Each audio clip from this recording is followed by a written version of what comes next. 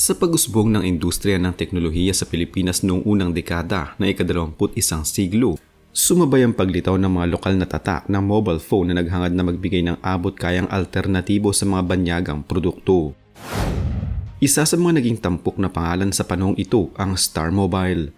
Sa loob ng ilang taon, naging pamilyar ito sa mga pamilihan, mall kiosk at online na talakayan tungkol sa murang smartphone na may disenteng spesifikasyon. Gayunman, tulad ng maraming brand na lokal, nakaranas ito ng matinding kompetisyon, pagbabago ng panlasa ng mamimili at pagsubok sa estratehiya sa negosyo. Itinatag ang Star Mobile noong taong 2011 sa Pilipinas sa ilalim ng kumpanyang Cosmic Technologies Incorporated. Ang orihinal na nagtatag at pangunahing nagmamay-ari nito ay si Michael Chen, isang negosyanteng may karanasan sa distribusyon ng mga produktong elektroniko sa bansa. Ang punong tanggapan ng kumpanya ay nakabase sa Metro Manila kung saan mas madaling maabot ang mga pangunahing distributor, retail partner at sentro ng komersyo. Ang pagsisimula ng Star Mobile ay nakaangkla sa modelong local branding global sourcing. Sa sistemang ito, ang disenyo, pagbabrand at marketing ay sinasagawa sa Pilipinas habang ang mismong pagmamanufaktura ng mga unit ay pinagkakatiwala sa mga original design manufacturer sa China. Karaniwan ang ganitong struktura sa industriya ng mobile phone, lalo na sa mga kumpanyang walang sariling pabrika. Sa halip na magtayo ng mahal at komplikadong pasilidad, nakatuon ang Star Mobile sa pagpili ng modelo, pagsasaayos ng software at paglalagay ng sariling tatak sa produkto. Noong panahong iyon, mabilis ang paglipat ng merkado mula sa feature phones patungo sa smartphones. Lumalaganap ang paggamit ng internet sa pamamagitan ng mobile data at unti-unting nagiging sentral ang social media sa pang-araw-araw na buhay ng mga Pilipino. Nakita ng Star Mobile ang pagkakataon na magbigay ng smartphone na kayang bilhin ng mas nakararami, lalo na ng mga estudyante at manggagawang may limitadong budget. Hindi nag-iisa ang Star Mobile sa ganitong estratehiya. Kasabay nito ang iba pang lokal na brand tulad ng Cherry Mobile at MyPhone. Ang tatlong ito ang naging pangunahing mukha ng tinatawag na Pinoy smartphone brands noong unang bahagi ng 2010s. Nagalok sila ng mga device na mas mura kumpara sa mga kilalang international na tatak, gaya ng Samsung at Apple. Ang teknolohiyang ginamit sa karamihan ng kanilang mga unit ay nakabatay sa mga chipset mula sa MediaTek na kilala sa pagbibigay ng cost-efficient na solusyon para sa mga entry-level at mid-range na smartphone. Gumamit din ng mga device ng operating system na Android na open source at madaling i-customize. Dahil dito, nabawasan ang gasto sa pagbuo ng software ecosystem at mas napadali ang pagpasok sa merkado. Sa loob ng ganitong kapaligiran, naging mahalaga ang bilis ng paglabas ng bagong modelo, agresibong pagpepresyo at malawak na distribusyon. Nakipagpartner ang Star Mobile sa mga malalaking mall chain at telecom provider upang mailapit ang kanilang produkto sa mas maraming mamimili. Maraming salik ang nagambag sa pagsikat ng Star Mobile noon. Una, malinaw ang target nitong merkado. Mga Pilipinong naghahanap ng smartphone na may sapat na kakayahan para sa social media, text, tawag at basic na gaming ngunit hindi kayang gumastos ng malaki. Sa panahong ang presyo ng branded smartphone ay umaabot ng 10 hanggang 30,000 piso. Nagalok ang Star Mobile ng mga unit na nakakahalaga lamang ng 3 hanggang 8,000 piso. Ikalawa, agresibo ang marketing nito. Gumamit ang kumpanya ng mga kilalang personalidad at celebrity endorser upang mapataas ang kredibilidad ng brand. Ang pag-uugnay ng produkto sa mga artista at public figure ay nagbigay impresyon na moderno at kaaya-ayang kanilang mga unit. Nakatulong ito upang mabawasan ang agam-agam ng mamimili tungkol sa kalidad ng lokal na tatak. Ikatlo, nakatuon ang Star Mobile sa mga feature na mahalaga sa lokal na merkado. Kabilang dito ang dual SIM capability na praktikal para sa mga Pilipinong nais pagsabay ng personal at pangnegosyong numero o samantalahin ng iba't ibang promo ng telecom companies. Nagbigay rin sila ng mas malalaking baterya sa ilang modelo na mahalaga sa mga lugar na hindi palaging may access sa kuryente. Ika-4, naging simbolo ang Star Mobile ng lokal na inisyatiba. Sa paningin ng ilan, ang pagbili nito ay pagsuporta sa negosyo na nakarehistro at pinamamahalaan sa Pilipinas. Bagaman hindi dito ginagawa ang mismong hardware, may pakiramdam ng pambansang identidad ang tatak. Ang tanong kung tunay bang Pinoy brand ang Star Mobile ay nangangailangan ng malinaw na definisyon.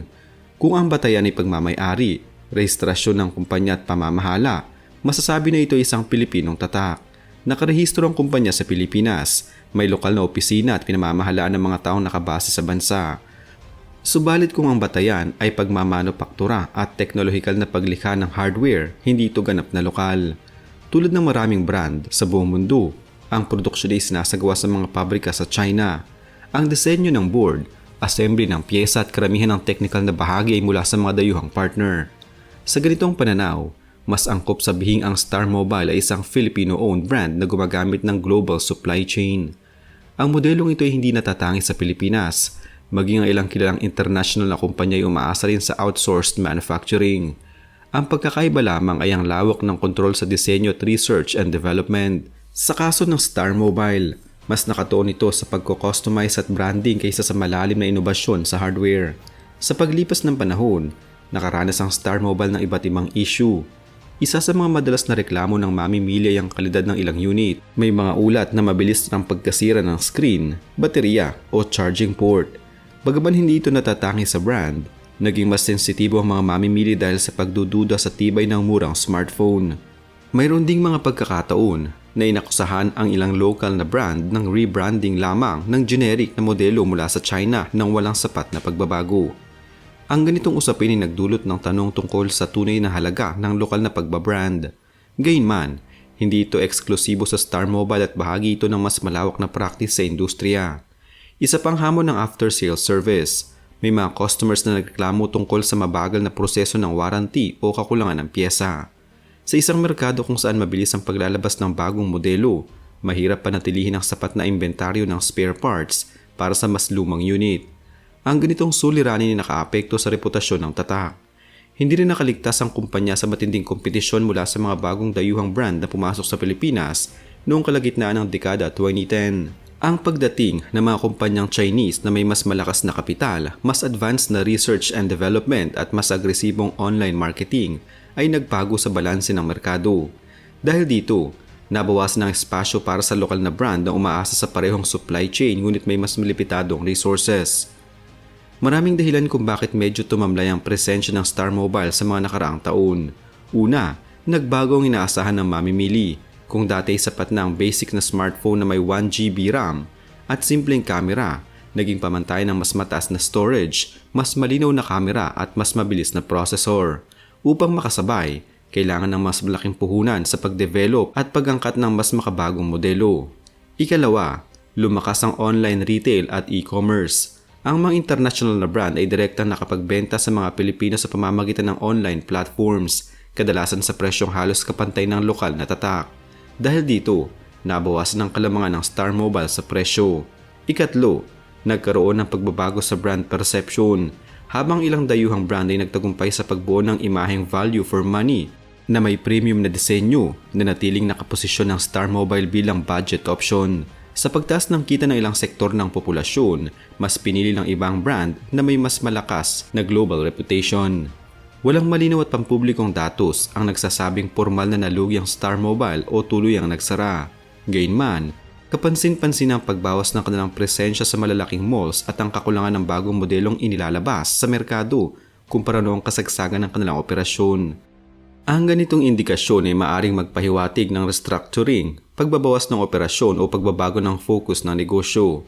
Sa industriya ng teknolohiya, hindi sapat ang pansamantalang tagumpay. Kinakailangan ng tuloy-tuloy na inobasyon, matatag na supply chain at malawak na marketing budget. Kung hindi ito masusustentuhan, natural na babagal ang paglago. Posibleng pinili ng kumpanya na bawasan ang agresibong pagpapalawak upang maiwasan ang mas malaking pagkalugi. Sa kasalukuyan, hindi na kasing ingay ng dati ang Star Mobile sa mainstream na diskurso tungkol sa smartphone sa Pilipinas. Mas nangingibabaw ang mga international na brand na may malawak na global ecosystem. Gayunman, hindi nangangahulugan ito na tuluyang nawala ang tatak. May mga natitirang unit pa rin sa ilang tindahan at online platforms at nananatili ang pangalan nito sa kasaysayan ng lokal na industriya. Ang merkado ngayon ay mas komplikado. Mataas ang kompetisyon sa entry-level segment kung saan manipis ang tubo. Sa mid-range at high-end segment naman, mas mahal ang gasto sa marketing at research. Para sa isang lokal na brand, kailangang pumili ng malinaw na estratehiya, manatili sa niche market, mag-focus sa partikular na produkto o makipag-partner sa mas malalaking kumpanya.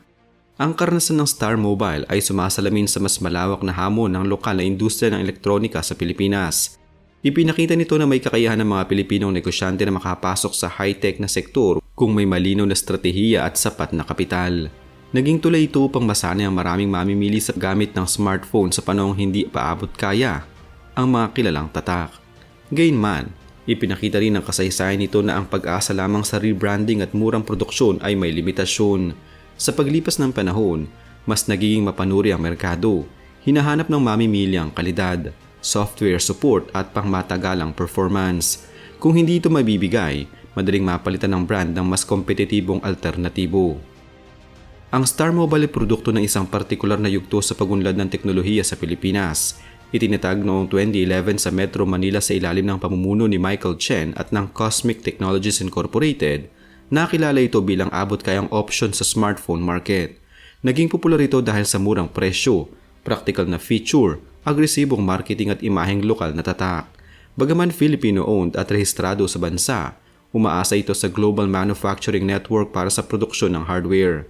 Sa paglipas ng panahon, humarap ito sa mga hamong tulad ng isyu sa kalidad, after-sales service at matinding kompetisyon mula sa mas malalaking international na kumpanya.